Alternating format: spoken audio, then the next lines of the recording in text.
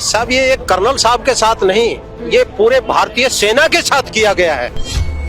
अति हो चुकी है पुलिस की गुंडागर्दी की, बहुत भयंकर, इससे ज्यादा अति कुछ नहीं हो सकती। पुलिस प्रशासन के अधिकारी कह रहे नहीं जी, कहते ड्रिंक कर रहे सी पब्लिक प्लेस पे। अरे हमारे मुख्यमंत्री कौन है? भगवंत सिंह मान क्या है? वो कौन सा नशा नहीं करते हैं ये बताइए। और जो दलिया पीने वाली फौज होती है वो राजनीति नहीं करे, क्यों? तुम उल्लू के पट्टे हो गया? राजनीति अगर गुंडे बदमाश कर सकते हैं, हम क्यों नहीं कर सकते? लेकिन आज की डेट में बड़ी बड़ी सोने की माला गुंडा जिसने 2-4 मर्डर कर रखे हो, 2-4 आदमी को पीट रखे हो, वो नेता बनता है।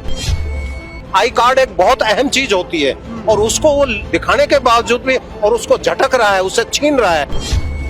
किसी की गिदड़ की मौत आती है तो गाँव की तरफ भागते हैं। इनका पाला फौजियों से पड़ा है।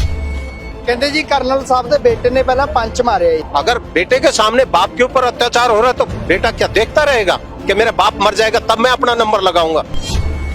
ये तो गली के गुंडों को पकड़ते हैं, हम इंटरनेशनल गुंडों को सुधार के आते हैं। आई कार्ड दिखाने के बाद भी अगर कोई आतंकवादी बोलता है तो मैं ये कहता हूँ कि तुम कौन हो? इस देश के असली आतंकवादी तुम हो। ये क्या गुंडागर्दी दिखा रहा है?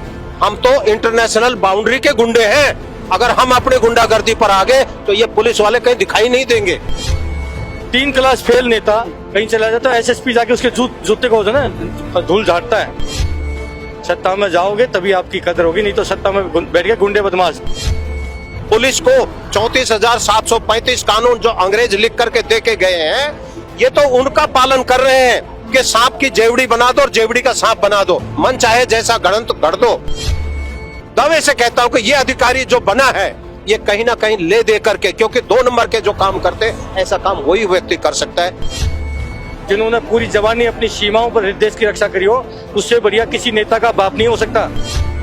इस देश की जुडिशरी बिक चुकी है, पैसे से न्याय मिलता है। आज की डेट में न्याय खरीदा जाता है।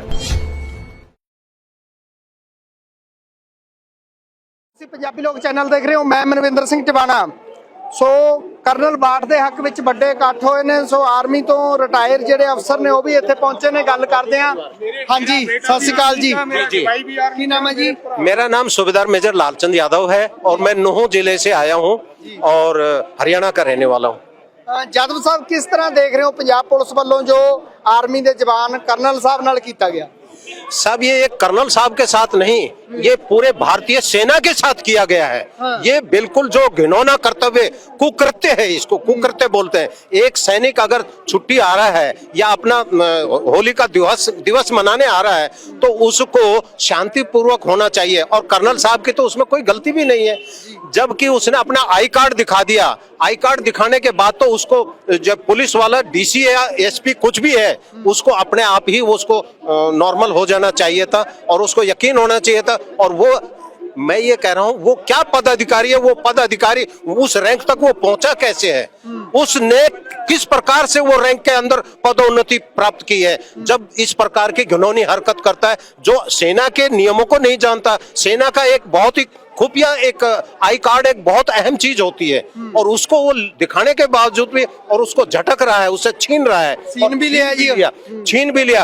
छीनने के बाद में एक आई कार्ड सेना में अगर गुम हो जाता है तो उसके लिए उस सैनिक को बहुत बड़ी सजा है और वो सजा, उस सजा का हकदार, बल्कि उससे कई गुना अधिक सजा इस अधिकारी को मिलना चाहिए जिन्होंने कर्नल साहब के साथ ये कुकृत्य किया है। उनकी हड्डी पसलियां तोड़ दी, उनके बेटे को मार रहे हैं और उनको आतंकवादी बता। आई कार्ड दिखाने के बाद भी अगर कोई आतंकवादी बोलता है तो मैं ये कहता हूं कि तुम कौन हो? इस देश के असली आतंकवादी तुम हो, जिसने के ये इस प्रकार से आई कार्ड दिखाने के बाद भी सेना का पूरा का विश्वास खत्म कर दिया। अरे ये क्या गुंडागर्दी दिखा रहा है? हम तो इंटरनेशनल बाउंड्री के गुंडे हैं। अगर हम अपने गुंडागर्दी पर आ गए तो ये पुलिस वाले कहीं दिखाई नहीं देंगे, क्योंकि इन्होंने जो एक कानून होनी चाहिए उस कानून का पालन नहीं किया, उल्लंघन करके और ये कुकृत्य कर बैठे हैं।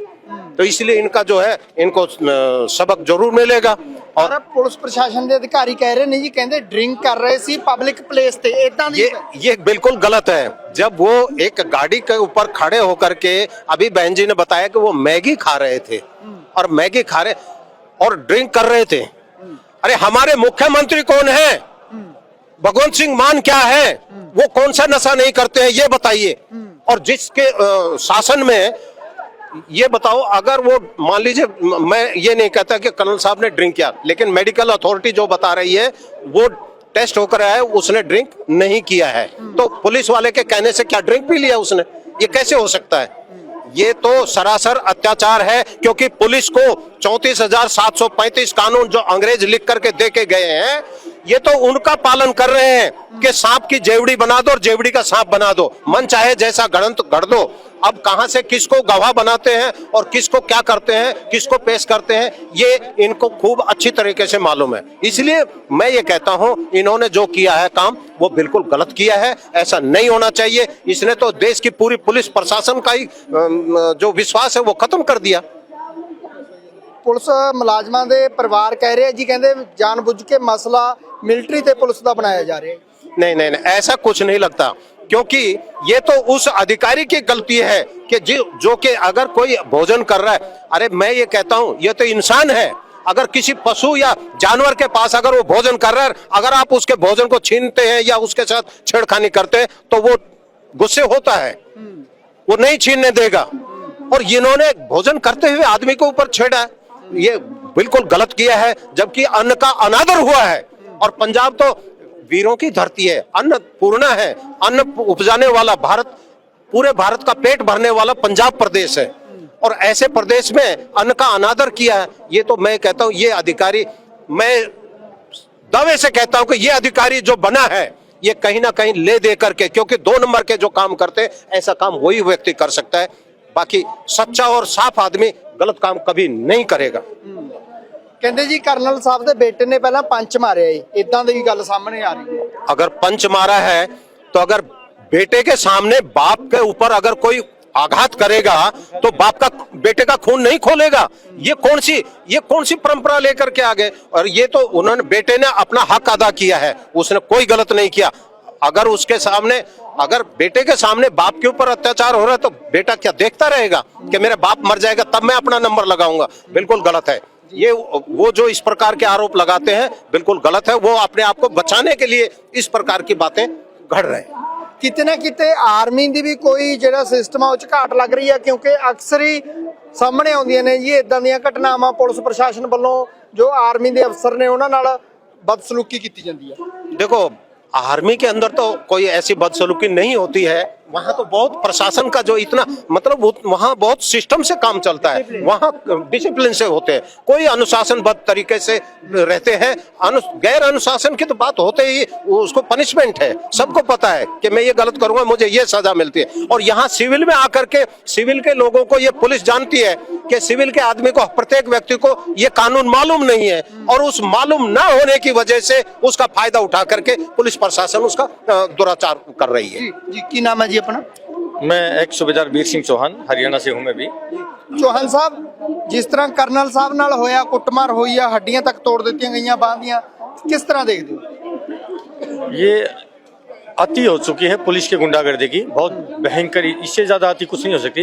यानी कि एक सर्विंग हमारे कर्नल साहब हैं जो कि एक बटालियन के जो है मालिक होते हैं, अगर उसके उस साथ इस प्रकार का पुलिस का बिहेव रहा है तो आप बताइए कि एक आम जनता का क्या हाल होगा। इसलिए मैं तो कहता हूँ कि पूरे हिंदुस्तान के सैनिक अब खड़े हो चुके हैं, अब खड़े हो चुके हैं। जब किसी की गिदड़ की मौत आती है तो गांव की तरफ भागते हैं। इनका पाला फौजियों से पड़ा है, और मैं यकीन दिलाता हूँ, हम कहते नहीं, हम करते हैं।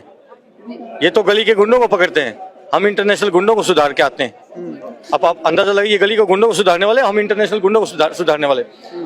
अब इनको जब तक इनको अच्छे से सुधार नहीं देंगे, इनका इलाज नहीं कर देंगे, हम बैठेंगे नहीं भाई। और मैं अपील करता हूं पूरे आपके चैनल के माध्यम से कि जो भी फौजी भाई है, यदि आपका स्वाभिमान जिंदा है, यदि आपका स्वाभिमान जिंदा है, जो भी फौजी है कहीं का भी हो, हिंदुस्तान के किसी भी कोने का हो, तो आ जाओ मैदान में मेरे भाई। अगर स्वाभिमान नहीं बचा तो कुछ नहीं बचेगा। और जो इन बाकी पॉलिटिकल पार्टियों में सैनिक प्रकोष्ठ में जो उनकी दरी कुर्सी बिछाते हैं ना, मैं उनको भी कहता हूँ शर्म करो, शर्म। एक 3 क्लास फेल नेता, 3 क्लास फेल नेता कहीं चला जाता है, एसएसपी जाके उसके जूते को ना धूल झाड़ता है।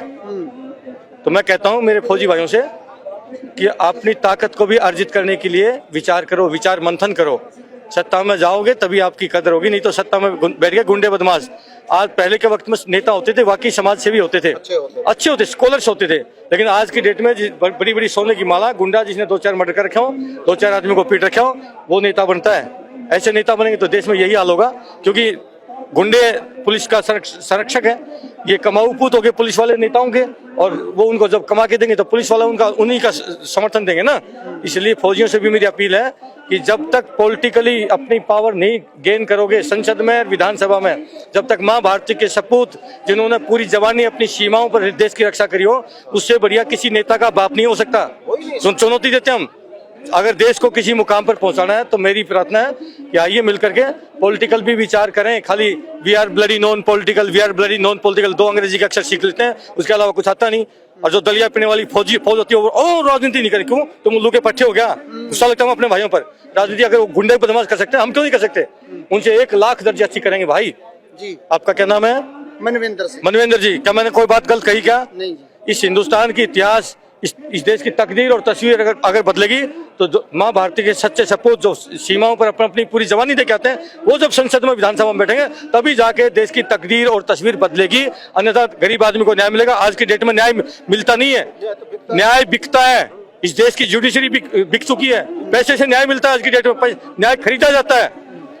मेरे ही सामने अनेकों केस आए हैं, दिल्ली में रहता हूँ, बहुत सारे सैनिकों के प्लाट, जो बेचारा अपने बच्चों का खून पसीने का पेट काट करके, उनका मुंह का निवाला छीन करके कोई छोटा मोटा 100 गज का 200 गज का प्लाट खरीदता कहीं पर भी, उस व्यक्ति के, क्योंकि फौजी रहता है दूर दूर, इन जो लैंड माफिया उनको पता रहता है कि ये फौजी का प्लाट है, उसके ऊपर कब्जा कर लेते हैं। पुलिस उनकी संरक्षक होती है। काफी जगह पे ऐसा हुआ भी है जी, आज भी रोड़े चल रहे हैं। हुआ है, बहुत सारे सैनिक, मैं बताऊं, मैं खुद डील करता हूं ऐसे कामों में, लेकिन अब मैं अकेला क्या करूं भाई?